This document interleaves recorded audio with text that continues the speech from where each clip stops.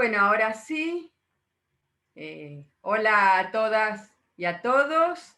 Es un honor para mí y un gusto. Yo decía hace unos minutos, por ahí para los que no me escucharon, que esto es una suerte de acontecimiento porque me encanta poder trabajar junto con analistas y profesores de universidades y facultades del resto de nuestro país. En este caso vamos a recibir al doctor Aldo Cicuto.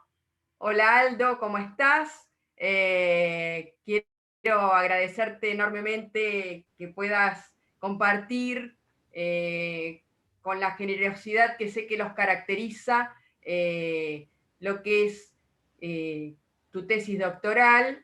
Y quiero agradecer, por supuesto, la presencia también de Hilda Carlem, que es directora de la maestría de la Universidad de la Concagua. Hilda, me da mucho gusto que estés. Bueno, por supuesto, son todos bienvenidos. Quiero, si me permiten, antes presentar formalmente al doctor Aldo Cicuto, porque me parece que es alguien que es de la talla de con quien nos gusta compartir estos espacios que van más allá incluso de lo académico. Aldo Nelson Cicuto es doctor en psicología, es magíster en psicoanálisis, licenciado en psicología, es miembro del comité académico y docente de la maestría en psicoanálisis de la Universidad de la Concagua, es docente de la carrera de grado de la Facultad de Psicología de la Universidad de la Concagua, es docente supervisor de la práctica profesional supervisada del área clínica psicoanalítica, es integrante de la comisión evaluadora de tesis de grado, participa en equipos de investigación desarrollados en el Consejo de Investigaciones de la Universidad de la Concagua y en el Instituto de Investigaciones de la Facultad de Psicología de la misma universidad. Es coordinador del Centro de Salud Mental Infanto-Juvenil número 1, dependiente de la Dirección de Salud Mental y Adicciones del Ministerio de Salud, Desarrollo Social y Deportes de Mendoza. Es integrante del grupo de autores del libro Violencia y Consumo en Adolescentes, El sujeto en perspectiva, capítulo El sujeto y el bullying, de la editorial Letra Viva, y es integrante también del equipo de compiladores del libro Autoridad o Sometimiento, Diferenciaciones desde el Psicoanálisis, del editorial de la Universidad de la Concagua de Mendoza. Bueno, hecha esta presentación formal, para nosotros les decía que es un gusto enorme recibirlo a Aldo, justamente porque estamos trabajando en nuestra cátedra lo que Winnicott llamaba tendencia antisocial. Y que Winnicott diferencia de lo que puede ser la delincuencia. Con lo cual, digamos, el fenómeno del bullying me parece que tiene mucha actualidad, que siempre existió, pero poder darle, digamos, conceptualizarlo desde el psicoanálisis y para trabajar junto con nuestros alumnos de grado y los graduados que nos acompañan este tema desde la tesis que yo creo que es única del doctor Cicuto sobre el bullying y el psicoanálisis. No conozco que haya habido una tesis doctoral que trabaje en profundidad ese tema, con lo cual para nosotros realmente es muy beneficioso contar con su presencia. Así que bueno, hechas las presentaciones formales, Aldo, te cedo la palabra y bueno, te escuchamos. Muy bien, muchas gracias. Buenas tardes para todos y todas. En primer lugar, quiero agradecer a la doctora Eisenberg por la invitación para poder conversar con ustedes en esta reunión y poder compartir cosas que he podido investigar acerca del bullying. Y me parece también doblemente importante que justamente sea hoy la reunión, ya que hoy se conmemora el Día Internacional de la Infancia. Entonces,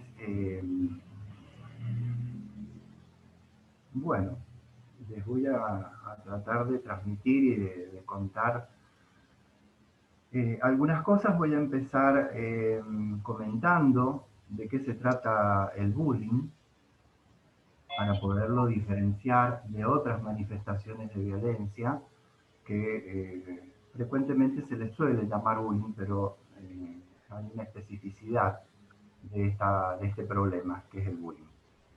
Que si bien es una manifestación de violencia, no es algo que, es decir, que tiene características que lo diferencian de otras expresiones.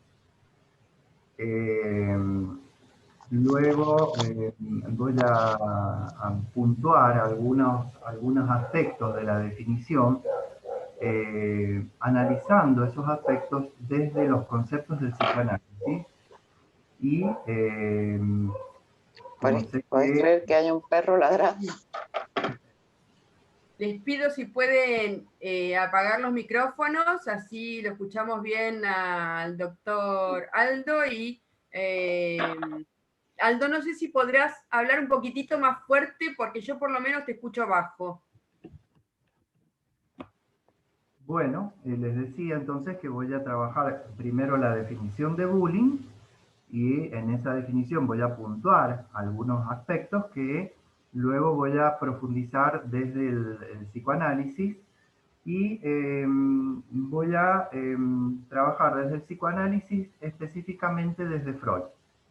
Sé que muchos de los que integran esta reunión están en los inicios de la carrera, y voy a entonces atenerme a lo que, digamos, conceptualmente permita una mejor comprensión de lo que quiero transmitir. Y posteriormente voy a comentarles un caso trabajado en la clínica, con una presentación que tuvo en relación al bullying. Bueno, en primer lugar les comento que hay estudios de prevalencia e incidencia desde la UNESCO. El último estudio publicado es en 1919, y refiere ese estudio, en 2019, ese estudio reunió encuestas de 144 países y analiza que 1 de cada 3 estudiantes ha sido intimidado por sus compañeros. Entonces, podemos pensar desde esta estadística que en el bullying no está solamente el sujeto que es acosado, hay por lo menos un acosador y hay por lo menos un espectador, un observador. Entonces, vemos que si 1 de cada 3 ha sido acosado, la problemática abarca a un espectro muy amplio de niños y adolescentes. La ONG internacional Bullying Sin Fronteras, también en 2019, indica que hubo un crecimiento del 30% en las denuncias de bullying. Es decir, este crecimiento posiblemente es efecto del incremento de difusión de esta problemática y la concientización que va existiendo en la población de niños, niñas y adolescentes. Y además, también en la Argentina, tenemos la Ley Nacional número 26.892, que fue sancionada en el año 2013 y que aborda la conflictividad en las instituciones educativas. Se la llama Ley Antibullying. De modo que hay suficientes razones como para que nos tengamos que ocupar de una problemática que muchas veces, por no ser entendida, no nos permite escuchar con claridad cosas que los niños y los adolescentes manifiestan, ya sea dentro del consultorio o en los distintos ámbitos donde se desenvuelven. Pensemos entonces, ¿qué es el bullying? El bullying comenzó a ser, a ser estudiado por distintos investigadores en Europa, cuando empezaron a notar que había una frecuencia muy grande de suicidios de adolescentes. Y comenzaron a investigar a ver de qué se trataba esto.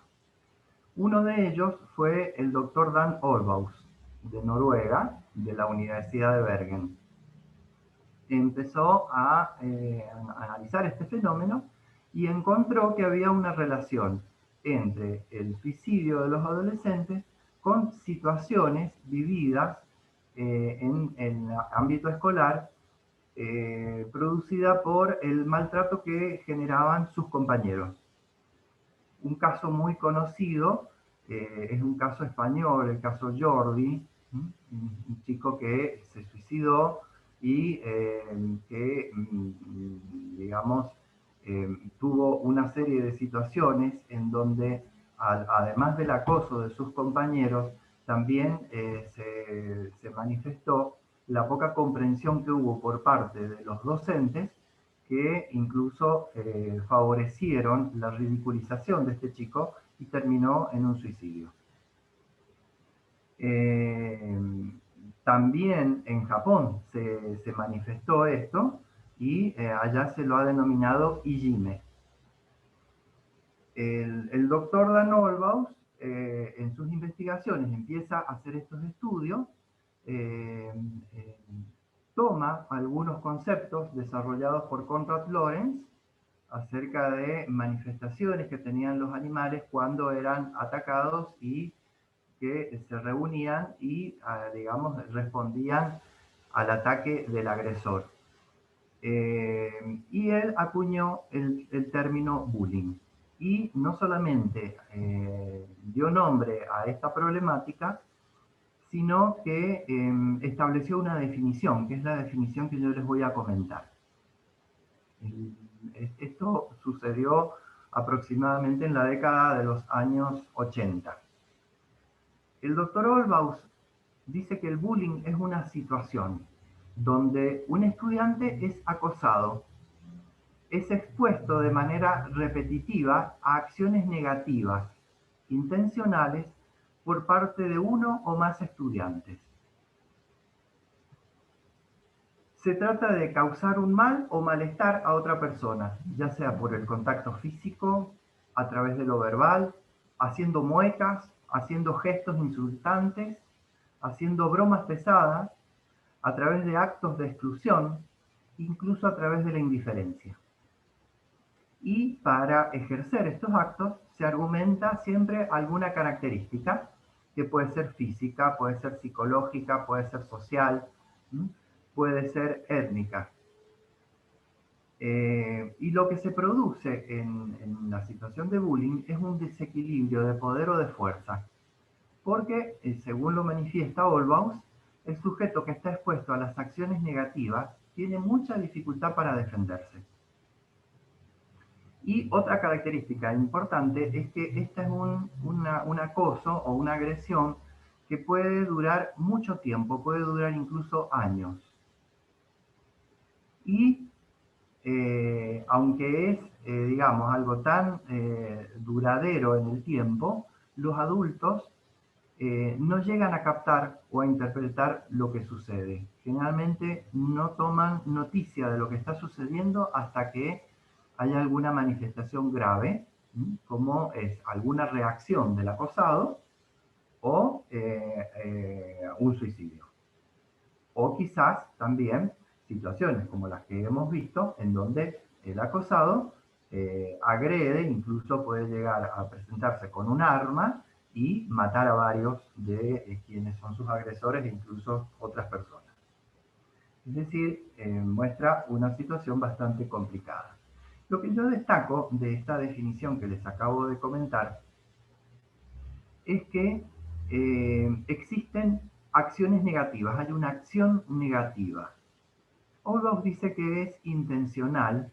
Yo pongo entre signos de interrogación esto de intencional, pero destaco que hay una acción negativa y enseguida les voy a comentar cómo lo podemos pensar esto desde el psicoanálisis.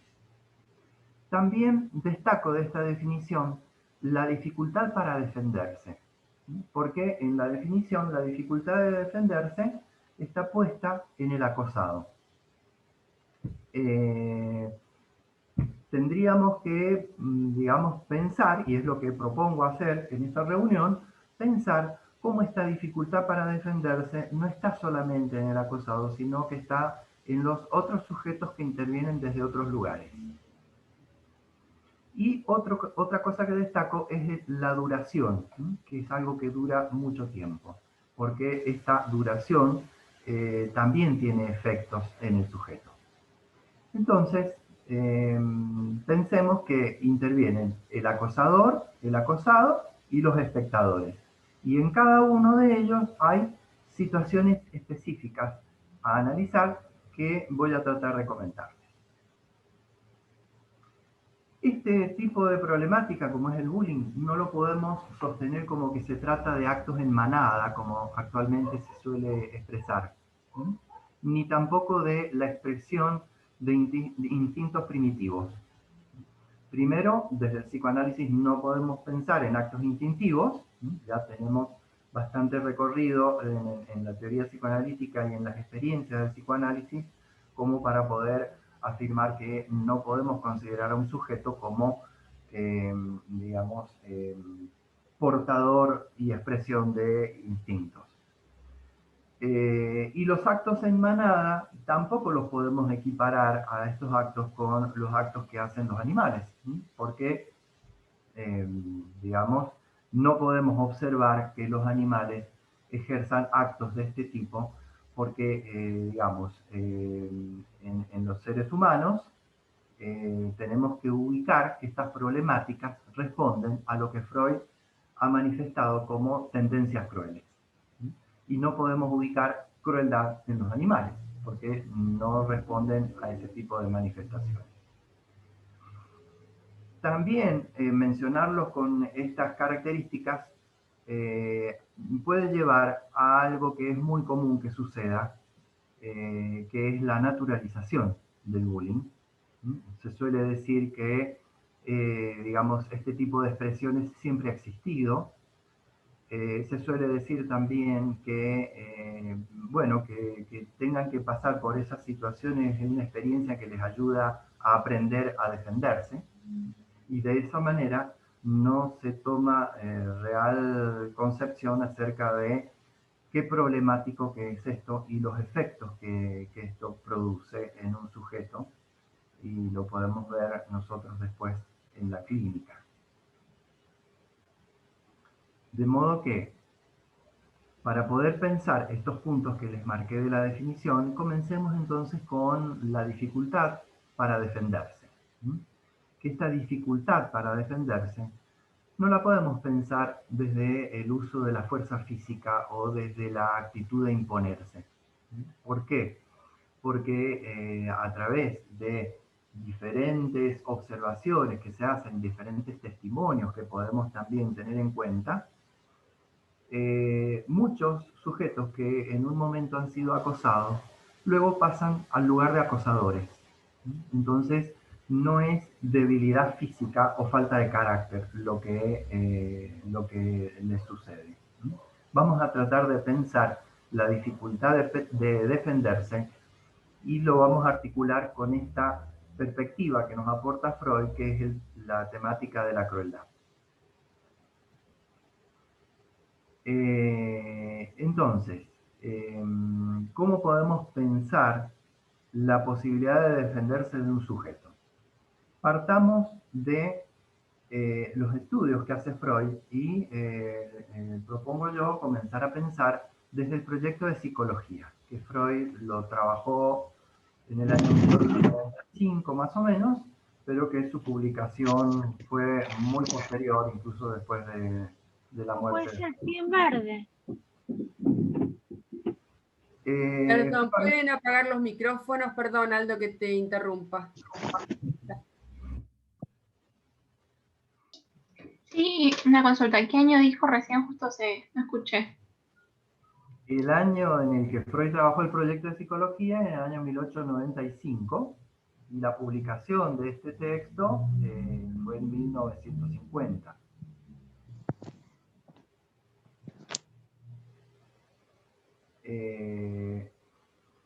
Bueno, en el proyecto de psicología, no lo voy a desarrollar, digamos, de manera extensa, pero sí voy a ubicar algunos puntos importantes.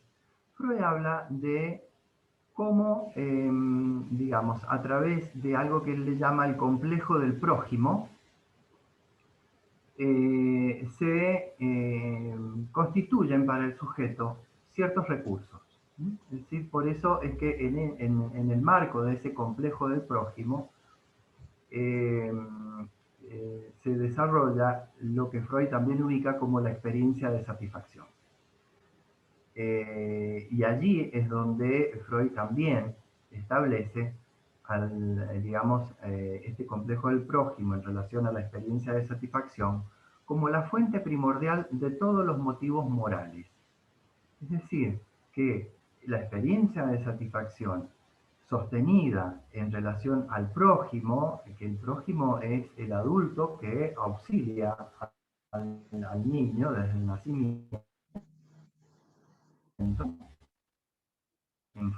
Freud nombra. A partir de eso está la posibilidad del lazo social. Va a ubicar Freud en el prójimo, en la relación con el prójimo, dice Freud, sobre el prójimo aprende el ser humano a discernir.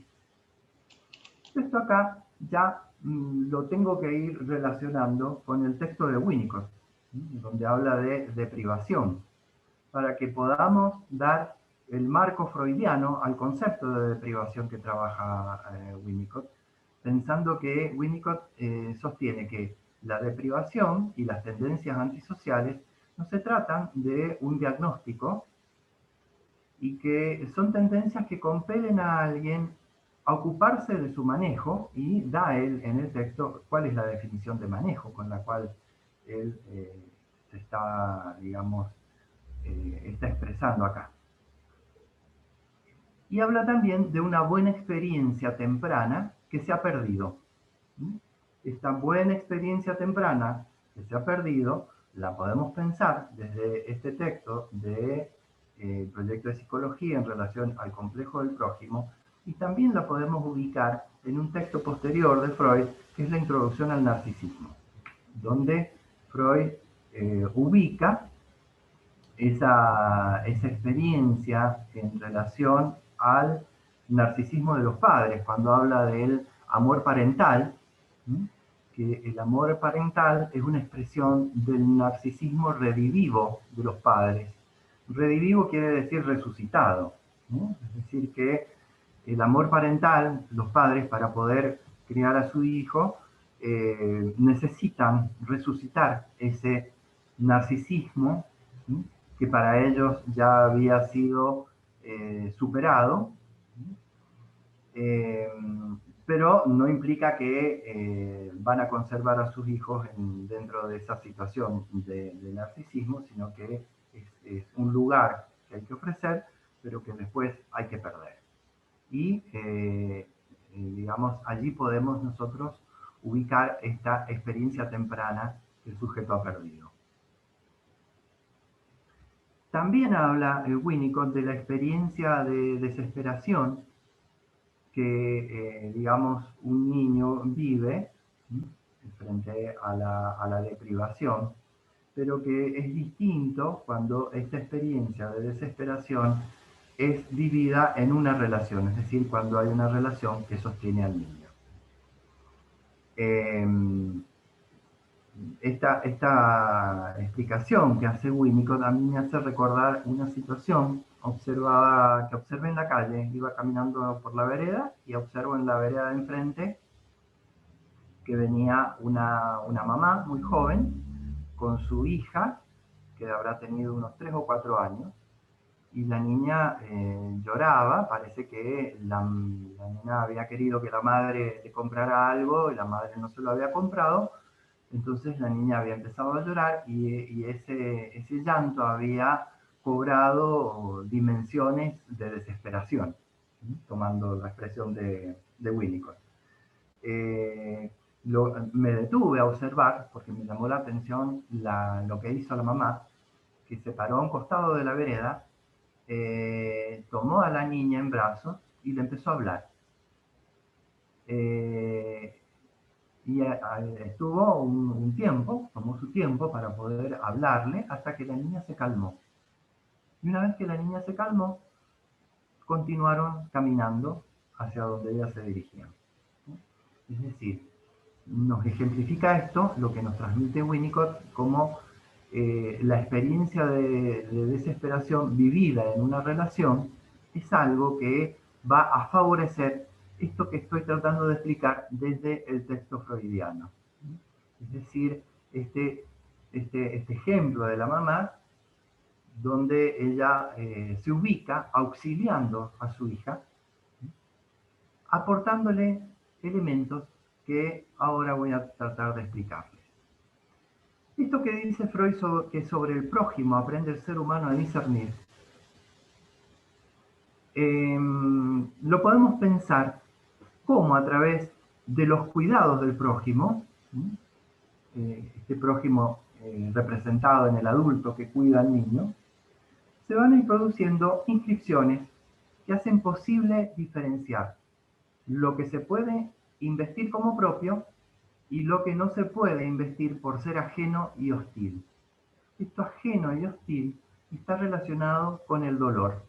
Dice Freud que el dolor atraviesa el psiquismo como un rayo. Y en relación al dolor, ubica a Das Ding. Das Ding es una manera, digamos, de expresar, se traduce desde el alemán como la cosa. Pero en alemán hay diferentes maneras de hablar de la cosa. Una manera es la expresión die Sache, que Freud la utiliza para ubicar la representación cosa. En alemán también existe el término, por favor no vayan a imitar mi alemán, Gegenstand, que significa la cosa, el objeto material, el objeto del mundo. Y existe también el término Das Ding, que significa la cosa, pero que hace referencia a una cosa esbozada, digamos, a una cosa que es, digamos, ubicada a través de unos trazos. Entonces podríamos decir que cuando Freud habla de Das Ding, está hablando de algo que únicamente podemos tener algunas coordenadas para ubicarlo, pero que nunca podemos saber de qué se trata claramente. Ese Das Ding, eso que solamente tenemos algunos parámetros, es esta posibilidad de discernir que está diciendo Freud, que, digamos, los cuidados del prójimo le van permitiendo al niño ir trazando esas coordenadas para digamos, que no se produzca la experiencia de dolor, para poder ubicar que aquello que es ajeno y hostil no debe investirse.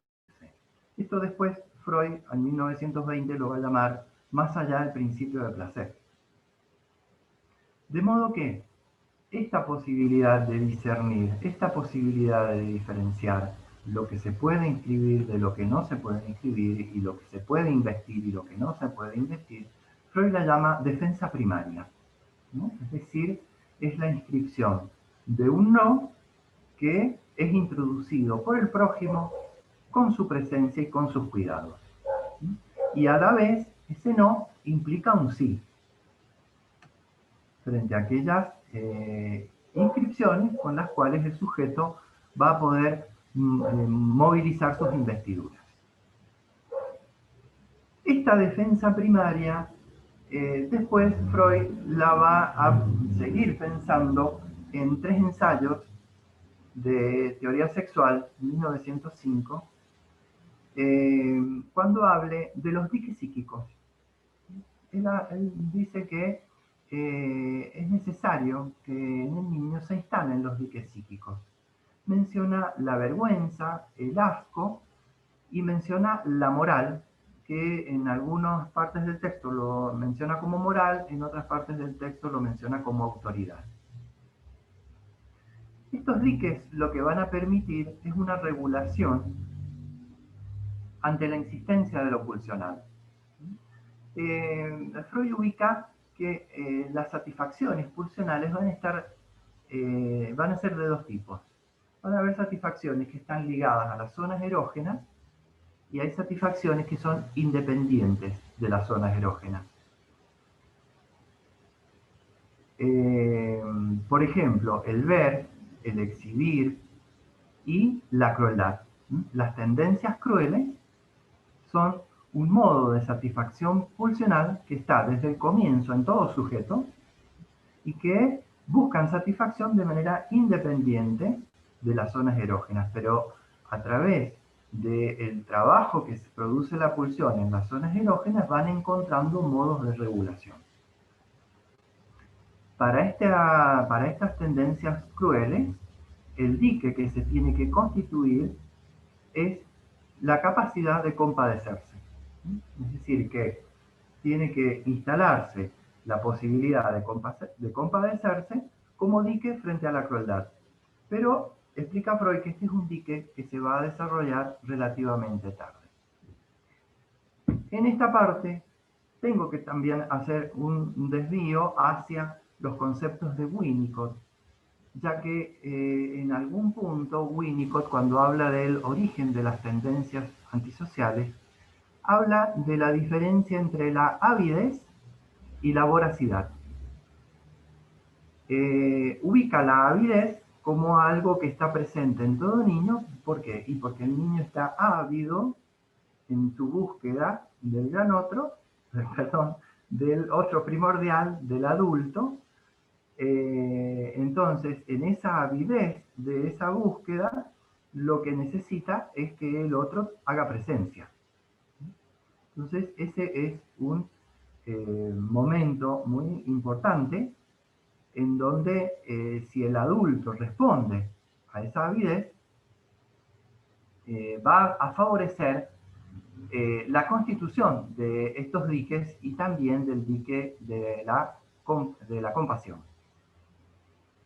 Por eso es que Winnicott ubica a la avidez como precompasiva. Es decir, que en esa avidez se están dando condiciones para que se pueda constituir este dique de la compasión. Y lo diferencia de la voracidad. En la voracidad, Winnicott explica que es incompasiva. Es decir, cómo la voracidad pone de manifiesto estas tendencias crueles que ponen a trabajar a la zona erógena y mostrando en la zona erógena este exceso, esto que excede a la zona erógena y que se manifiesta en la voracidad. Y esto da cuenta de cómo aquí no hay una posición del adulto en cuanto a la presencia, y Winnicott lo ubica en relación a la deprivación. Es decir, no hay presencia del adulto desde la posición que puede auxiliar al niño. Vuelvo a Freud para comentarles que estas tendencias crueles en 1905 Freud las ubica en relación a lo que sería la posición pasiva en las tendencias crueles, las ubica en relación al masoquismo. Pero queda allí en una imprecisión y esta temática la vuelve a retomar en 1924, después de que ha trabajado Más allá del principio de placer y en un texto que se llama El problema económico del masoquismo. Y ubica en ese texto un concepto que lo llama masoquismo erógeno. Masoquismo erógeno no se refiere a los actos sádicos y masoquistas, posiciones que digamos, pueden hacer alguna referencia, pero que no tienen que ver con el masoquismo erógeno. El masoquismo erógeno es una posición de desvalimiento del sujeto. Es una posición donde el sujeto se encuentra sin recursos. Y explica Freud que sobre este masoquismo erógeno se tienen que producir revestimientos psíquicos. Y que esos revestimientos psíquicos se van a generar por la actividad de las zonas erógenas. Es decir, las distintas fases del desarrollo del libido van permitiendo un trabajo que produce revestimientos sobre este masoquismo erógeno, ¿sí? Y van aportando al sujeto recursos. ¿Cómo se va a producir esto? A través de las demandas de los adultos. Es decir, que las zonas, digamos, el movimiento pulsional por las zonas erógenas, las fases de la libido, tienen que ver con lo que el adulto va demandando al niño. Y en esas demandas, en donde el niño demanda al adulto y el adulto demanda al niño, en ese interjuego de demandas, se van produciendo inscripciones. Es decir, que el niño expresa algo y su madre lo interpreta como que tiene hambre, le demanda que se deje alimentar. En esa alimentación, la madre instala hábitos, instala horarios, instala ritmos, instala, digamos, ciertas cosas que van produciendo que, digamos, en esos actos en relación a la demanda, se van produciendo inscripciones. Y esas inscripciones van a ir aportando el material para que se instalen estos diques psíquicos. Y esos diques psíquicos lo que van a producir son circuitos para que la pulsión circule. Este concepto de diques psíquicos es un concepto que toma Freud, utiliza en función de, digamos, las posibilidades que en su época contaba desde lo que los avances científicos aportaban. Entonces, él toma el concepto de dique, tomando de esta idea en donde el dique produce, digamos, constituye, es una producción cultural, el dique, que constituye una barrera, que esa barrera detiene un caudal y a su vez permite el paso, y que es un paso regulado de ese caudal, y que a través de ese paso de ese caudal se genera energía y luego esa energía se distribuye. Esa es la idea, ¿no?, que, digamos, se plantea desde este concepto de dique. Por eso Freud también trabaja el concepto de represión. El concepto de represión lo trabaja en función de la hidráulica, es decir, como represa. Entonces, estos conceptos ayudan a pensar cómo se van constituyendo a través de esta acción por medio de las demandas, produciendo inscripciones que van dando una regulación a ese caudal pulsional. Por eso hablamos de circuitos. Esos circuitos van a implicar una búsqueda de satisfacción, pero a la vez van a inscribir una pérdida de satisfacción. Y eso va a ir produciendo esta regulación, esta pérdida de satisfacción que se inscribe. Freud también la llama renuncia pulsional. Es decir, que la posibilidad de constituir revestimientos sobre el masoquismo erógeno, sobre ese estado de desvalimiento, se va a dar por la renuncia pulsional que va inscribiendo esas pérdidas de satisfacción y que van a aportar el material que va a dar lugar a esos revestimientos. El masoquismo erógeno, Freud también lo llama un resto no dominado por la cultura. También lo llama saldo tras el eros, cuando diferencia la pulsión de muerte y el eros. Freud en un primer momento trabaja pulsión de muerte y pulsión de vida. Luego, allá hacia el final, en el esquema del psicoanálisis, él especifica que A la pulsión de vida no se la puede seguir llamando pulsión, porque la pulsión busca restablecer un estado anterior y la pulsión de vida busca siempre lo nuevo. Entonces, prefiere utilizar el término eros. Entonces, siempre detrás del eros, de la pulsión de vida, queda un saldo de pulsión de muerte sin ligar. Esto es lo que está poniendo de manifiesto con la expresión masoquismo erógeno.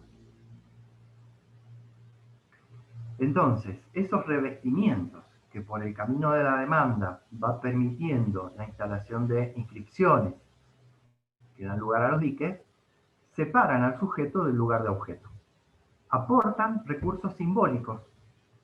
Y justamente, si lo pensamos en relación al bullying, estos recursos simbólicos son los que van a permitir diferenciar un chiste de la burla.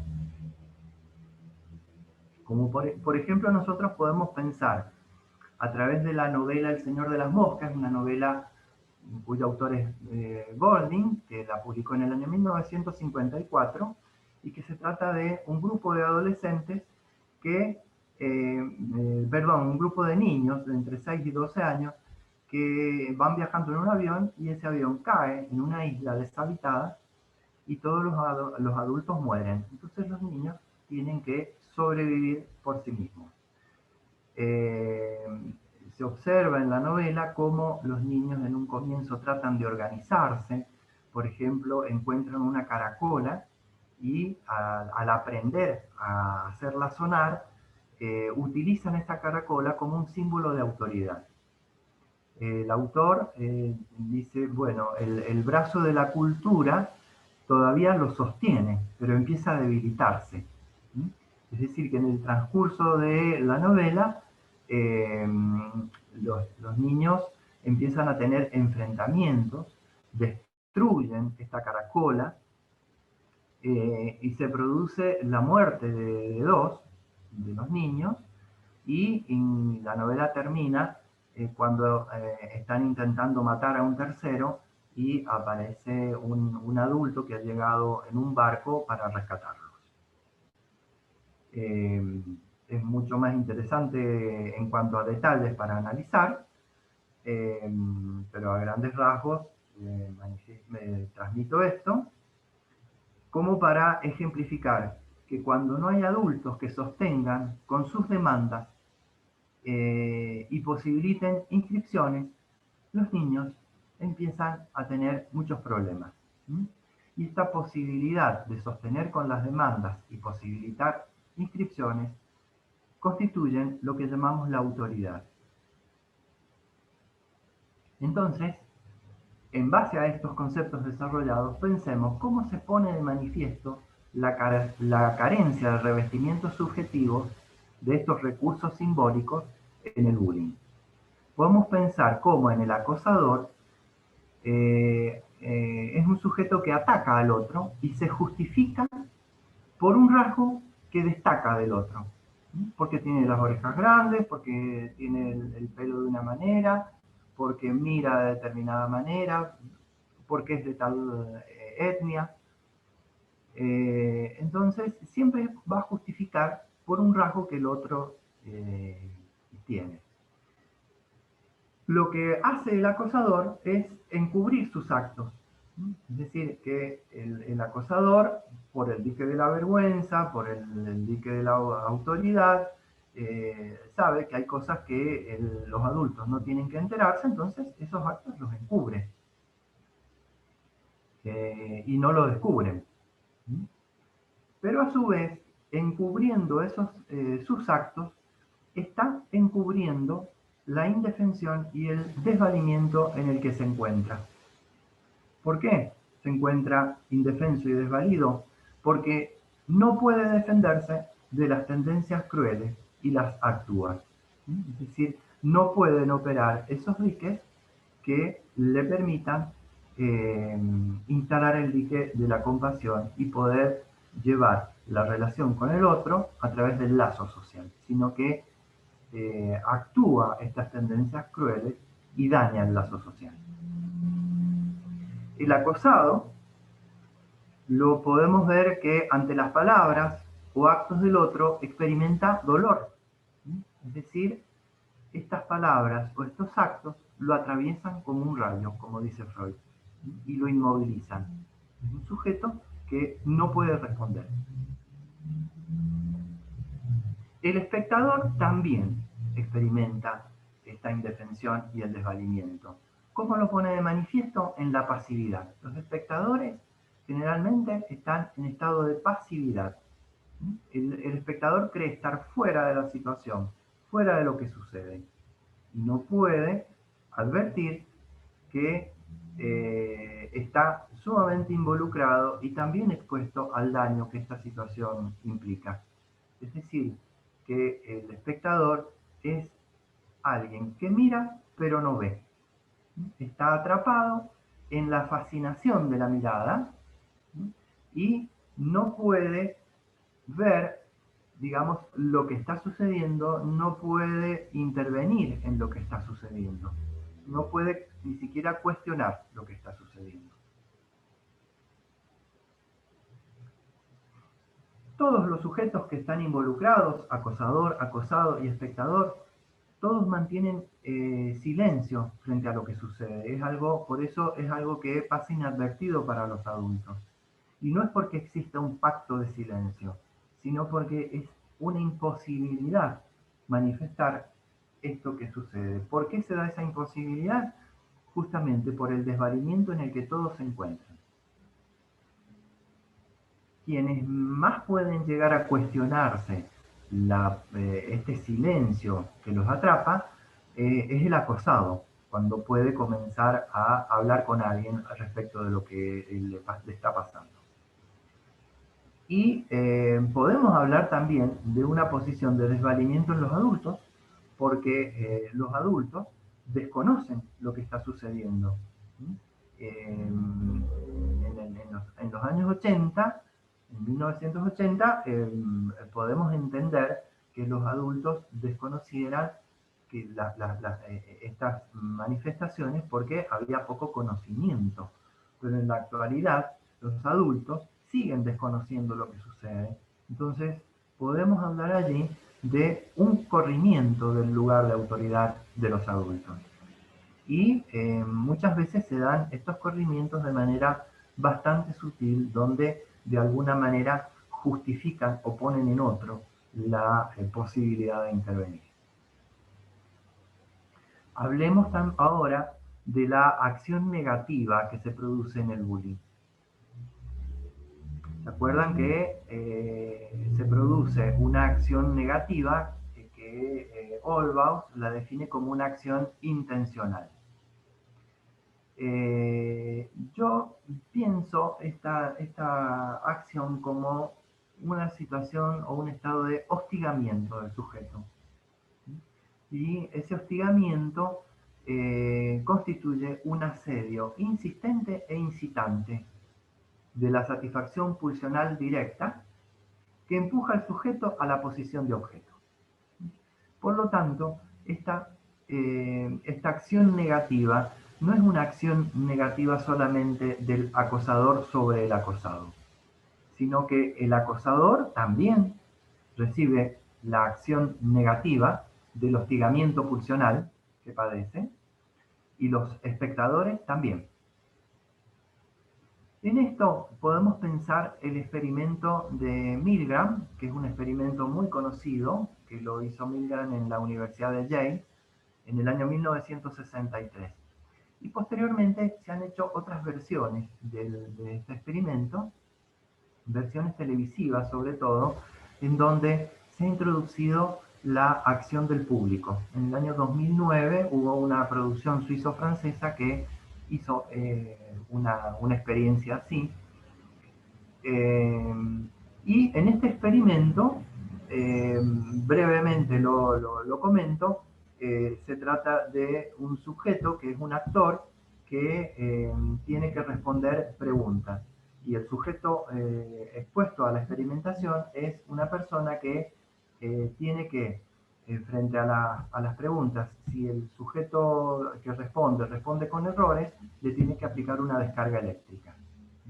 y está el experimentador, que en esa situación era Milgram, que, digamos, estaba junto a la persona que aplicaba las descargas eléctricas y que en caso de resistirse lo incitaba a no dejar de producir esas descargas, que esas descargas, a medida que iban pasando las preguntas, iban siendo más intensas. En realidad, la persona nunca recibía las descargas, sino que actuaba como si las recibiera. Pero la persona que aplicaba las descargas desconocía eso y pudo observar Milgram que más del 60% de los sujetos que pasaron por esa experiencia aplicaban las descargas. Es decir, un porcentaje muy grande. Entonces, en ese experimento vemos distribuidos los lugares del acosador, que sería el agente que ejecuta actos cumpliendo una orden, el acosado, que es aquel que recibe los actos que esa orden impone, y el espectador, que en esa experiencia está ubicado en el lugar de Milgram, que es quien incita a que esa orden se cumpla. En los experimentos televisivos había un público, y el público tenía esa función de incitar al sujeto a producir esas descargas. Es decir, que lo que nosotros observamos acá es cómo todos los involucrados están sometidos a una orden, pero resulta que en la situación intersubjetiva nadie da esa orden, pero todos la cumplen. Entonces, podemos observar cómo cada uno, analizando diferentes testimonios publicados, podemos ver cómo cada uno esa función de la orden la pone en algo o en alguien. Por ejemplo, los acosadores la pueden poner en la reputación, tienen que defender su reputación, o alguna experiencia que tuvieron con su padre, o por la sed de justicia, por la venganza, porque la pasividad del otro hace que ellos lo tengan que atacar, o si el otro se defiende también es motivo para que lo tengan que atacar, porque algún perjuicio ubican como que el otro les produce, entonces tienen que atacarlo. O en situaciones en donde son muy comunes este tipo de actos por supervivencia. Es decir, siempre están ubicando algo que a ellos les da la posibilidad de expresar que no pueden dejar de hacerlo porque algo se los ordena. El acosado lo podemos ubicar respondiendo a esa orden en la orden de silenciar. No pueden hablar, no se lo pueden decir ni siquiera a las personas de más confianza. Pero sí, cuando se los empieza a acompañar, tienen posibilidades de interrogarse. Y ellos lo pueden adjudicar al miedo a las represalias, porque generalmente cuando se producen estas situaciones de bullying, en algún momento quien es acosado tiene alguna reacción. Y esa reacción es una reacción que quizás es más ingenua, por lo tanto los adultos la advierten y le llaman la atención. Incluso si ven al sujeto que le está expresando mucho malestar, los derivan a tratamiento. Pero los adultos no investigan qué es lo que está pasando, a qué responde ese acto. A veces los acosados temen la intervención de los adultos porque los adultos intervienen mal, entonces no les dan lugar. Y a veces asumen la posición de cuidar a los adultos. Como los adultos están pasando tal circunstancias, no quieren llevarle un peso, algo que les pueda pesar. Los espectadores cumplen la orden de no intervenir y de solo mirar. Pueden estar identificados con el acosador y justificar desde el dominio, pueden estar identificados con el acosado y ubicarse en la impotencia, donde siempre hay otro que puede. Pueden actuar como una actitud de desentendimiento, es decir, ponen de relieve cosas que no son esenciales. Y hay quienes también, digamos, analizan con claridad lo que sucede, pero igual no intervienen. Es decir, son los que más claramente ponen de manifiesto esta orden de no intervenir. Es decir, vemos como todos están cumpliendo esta orden porque están identificados con el desvalimiento que pone de manifiesto el acosado. No podemos generalizar, porque he tenido conversaciones con adolescentes que sí, desde el lugar de espectador, han intervenido. Y he podido, digamos, advertir cómo esas intervenciones han impedido que se produzcan situaciones de bullying. Es decir, comienzan con algunos chistes a alguien, pero tienen capacidad de poder captar el malestar que el otro está experimentando, y alguien interviene y todos, digamos, pueden reconocer la importancia de seguir esa indicación de no continuar. ¿Mm? Acá tenemos que recordar una frase que se le atribuye a Einstein, que Einstein sostiene que el mundo se ha vuelto un lugar muy peligroso, no por aquellos que hacen el mal, sino por aquellos que miran y no hacen nada. Entonces, podemos ubicar este someterse a una orden como un obedecer. El término obedecer deriva del latín. Son dos palabras latinas, ob y audiere. Las dos juntas se pueden traducir como dar oídos, dar crédito o creer. Es decir, cómo los sujetos en el bullying dan oídos, prestan sus oídos a una orden que no viene expresada por nadie. Y acá da lugar a que nosotros pensemos un concepto que trabaja Freud, que son los restos de lo visto y de lo oído, donde el sujeto en esto de, digamos, de escuchar una orden, esa orden no es una orden que provenga de las palabras del otro, sino que es una orden que proviene de estos restos pulsionales que tienen que ver con estas tendencias a la crueldad.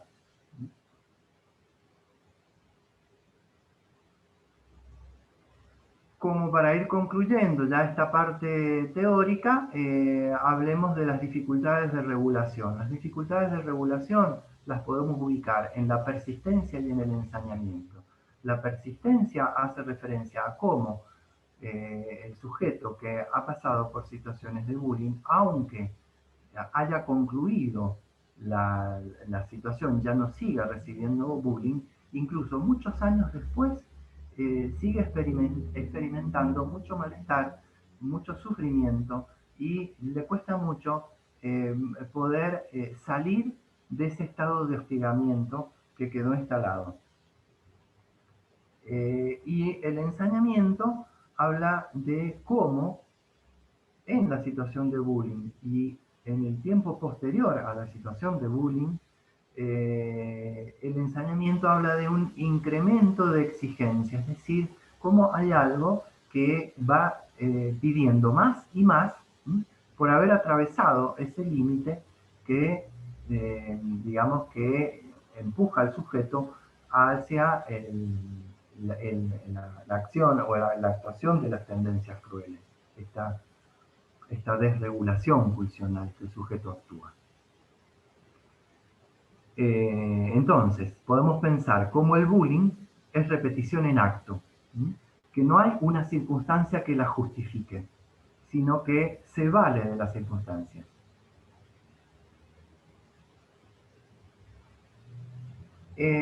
Concluyendo aquí con lo teórico, me gustaría comentarles un caso.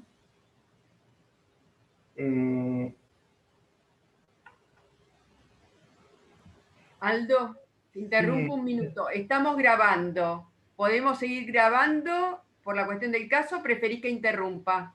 Gracias por hacérmelo recordar. Sí, yo prefiero que se corte la grabación por, digamos, Perfecto. el caso publicado.